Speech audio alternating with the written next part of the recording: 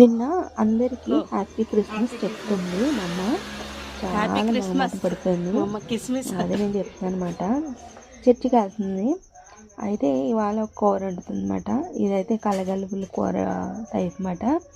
గుమ్మడికాయ, అలాగే చిక్కుడు గింజలు ఉంటుంది కదండి, బీన్స్ గింజలు సీజన్లో దొరికేవి అవి, తర్వాత నెత్తళ్ళు ఒకటి, ఇంకా పాలకూర కలిపి, ఇవి 4 రకాలు కలిపి ఒక కూర అయితే వండుతుంది అన్నమాట ఇవాళ.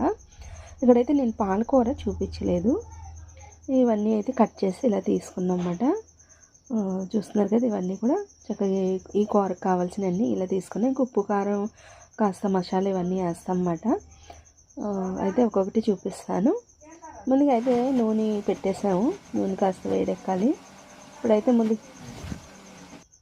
నెత్తళ్ళు ఫ్రై చేసి చక్కగా దోరగా ఒక గిన్నెలోకి అయితే తీసేసుకోవాలి. చూస్తున్నారు కదా, చక్కగా ఇలాగైతే బాగా రోస్ట్ అయిన తర్వాత తీసేసుకుంటున్నాం ఒక గిన్నెలోకి. అయితే ఇంకా దీని తర్వాత ఉల్లిపాయ ముక్కలు కూడా వేసి చక్కగా ఫ్రై చేసుకోవాలి. ఇక్కడ ఏంటంటే కూర మొదలెట్టే టయానికి మాకు అనుకోకంటే ఇంకా కర్రీ ఆపేయవలసి వచ్చిందన్నమాట.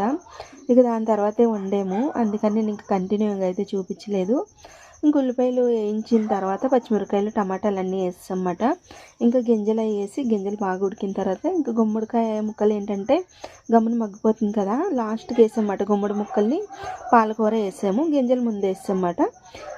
ఇంకా ఏముందండి, మసాలా, ఉప్పు, కారం, పసుపు అన్నీ సరిపడా వేసాము. వేసి ఇంక ఇలా కూర అనేది దింపేసామన్నమాట. ఎందుకంటే స్టార్టింగ్ చూపించాము, ఇంకా తర్వాత ఏంటంటే అనుకోకుండా కూర ఆపేయవలసి వచ్చింది. అంటే వండడమే మొదలెట్టలేదు. ఇంక దాని తర్వాత ఏంటంటే షూట్ చేయడానికి అవ్వలేదు.